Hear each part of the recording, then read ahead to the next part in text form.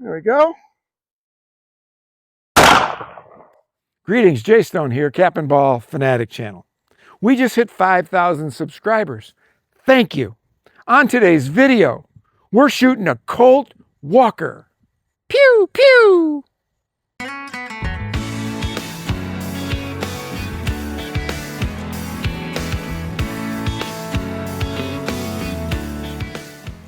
So a lot of the footage that you're seeing in this video was shot earlier. It was part of a different video. I am re-editing it, recutting it, because unfortunately 2 years ago, nobody saw it. And I think it's pretty entertaining. So I'm re-showing it, cut in a different way. Hopefully now that we have more people watching us every week, hopefully now people will actually get to see it. So as I said at the beginning, we're shooting the Colt Walker today. Can you imagine that in those days, 1847, first time these things were carried into battle, either against Mexicans or against the Indians or whoever they were fighting back then? Can you imagine this thing with 6 shots would have felt like you had a machine gun in your hand? I mean, everything else was single shot up to that point. So the Colt is sort of the wheel gun that got the whole weapons of war started. And obviously I'm not going through the big history, but there was problems with the cylinders exploding, and then they needed to make a different version, so Colt started working on lightening the gun up, and out of that came both the Whitneyville Dragoon, followed by the Dragoon 1, 2, and 3. And then we're on to the races. 1860 Army followed in this gun's lineage. This is, I think, along with the Patterson, this is the Cap and Ball Revolver, the percussion revolver, the wheel gun that got the whole thing started. So on today's video, we're going to put it through its paces, or it's going to put me through mine. I don't know. At least I'm going to get some weightlifting in. So I'm going to be working on this gun, and I'm going to be working on this gun right here all the way through this video, because this is a heavy gun, as you know, but it's an awful lot of fun to shoot. We're going to shoot different targets, different distances, steel, paper. We're going to sort of see what my gunfighter accuracy is like. 20 yards, 45 yards. We're going to shoot all over the place. As I shoot today with 40 grains of 3F Schutzen black powder, a 457 round ball with a wad, and percussion caps, RWS 1075 caps. That's the load we're going to use all the way through the video. We're going to have some fun. Don't know if we're going to hit anything, but stay with us and give it a try. Oh, yes, and by the way, as most of you know, I'm hard-headed, so I shoot these bad boys one-handed, and it's going to be a little bit like that. But again, by the time I'm done, I will have this gun developed. Probably better than this one. All right, let's get started.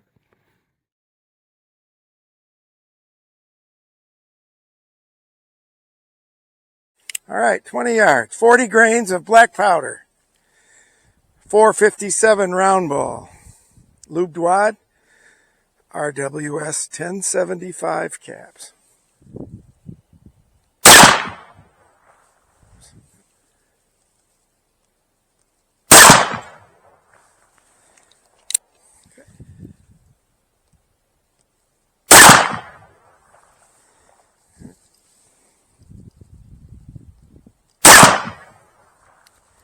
No, I got squirrely on that one.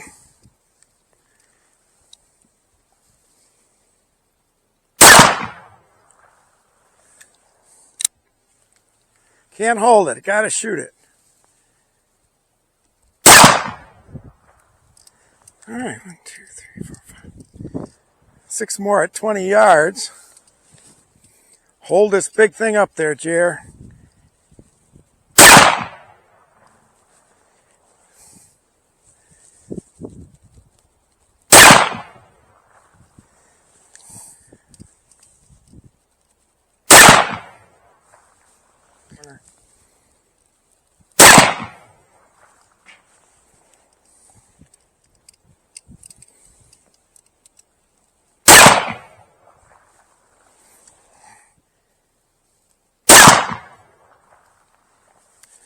All right. So what I've learned so far on this big gun is you can't stand there and aim it. 1, 2, 3, shoot.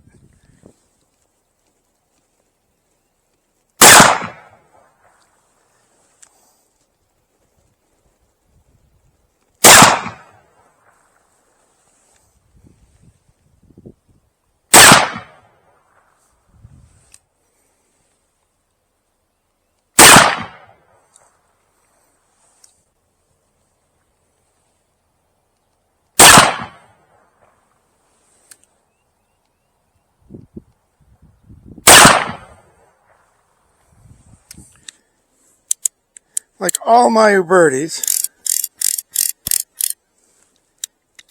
every one of my Ubertis, this thing explodes caps back.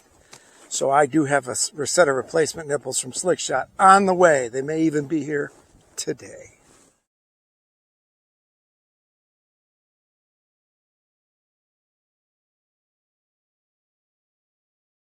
We're going to go for Big Orange back there. We've renamed Big Yellow 2 to Big Orange.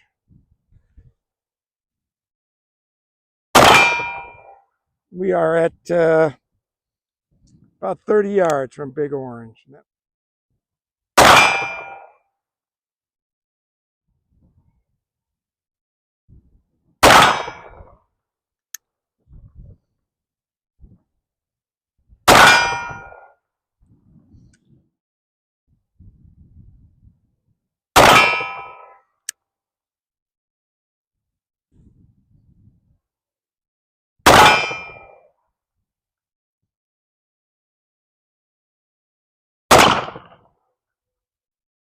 I'm aiming low, so now let's aim straight at it.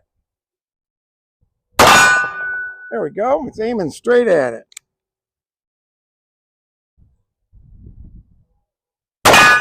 All right, we found our range.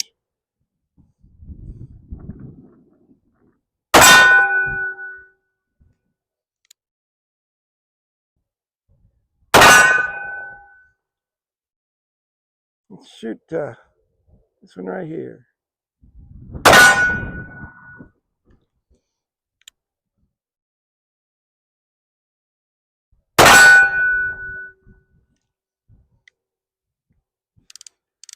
All right, that's better. Let's do one more. You notice we got a couple new type targets on there, those water jugs. We're going to shoot those this time too. This is a real heavy gun. It's going to take some getting used to.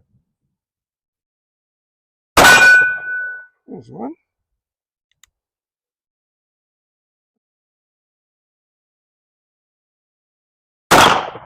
There we go.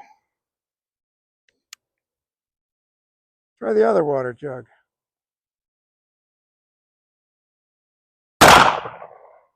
I nicked it.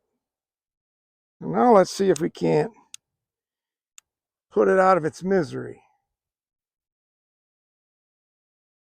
There we go.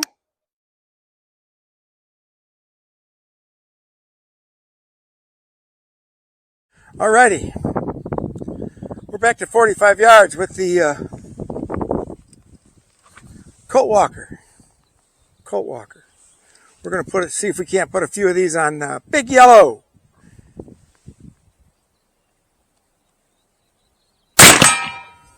Ah, there's one.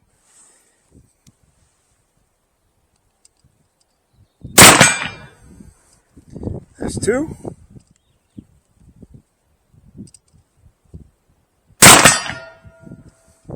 Three. Almost missed that one.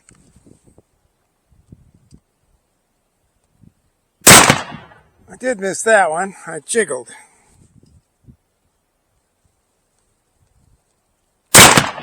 Ah.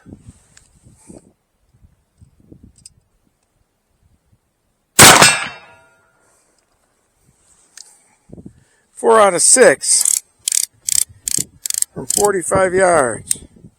Well, there you have it. My day on the range with the Colt Walker. This big bad boy, sort of the iconic wheel gun. This is really the first wheel gun of war. The Patterson was used by the Texas Rangers, but this is the first one that did some serious damage. Unfortunately, with the cylinders exploding, it did some damage to the Texas Rangers too. But can you imagine riding into battle in those days with these wheel guns? This would have seemed to your enemy as if you had a machine gun. I mean, the technology of the day would have been astounding.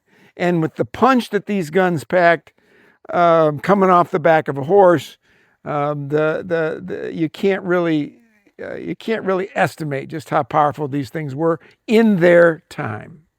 In their time, there's some who've said this is the most powerful handgun ever.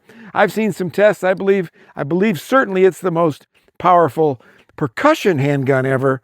I'm not so sure about the 44 Magnum, but nonetheless, It's a wonderful cap and ball revolver. I had a blast shooting it. It's heavy. There's a reason why this was a horse pistol and that you carried it in pommel holsters, because it'd be too heavy to carry around, especially if you had two of them, unless, of course, you're Gus McCrae on Lonesome Dove or the outlaw Josie Wales, who carried two during their movies. But that's just to show how big and strong and tough they are. You wouldn't want to try to do that much in real life. Well, listen, it was a lot of fun. We hit what we shot at most of the time. Had a good time. I enjoy this Colt Walker quite a bit. Gives me a workout. I think it's, gives me a workout. I'm going to keep shooting it one-handed because I have a hard head. But boy, I'll tell you what, it would be a lot easier to shoot two-handed, and I encourage y'all to do that if you want to enjoy this particular pistol. Listen, thanks for watching. We've got more videos coming, and I'll see you again on down the road the next time.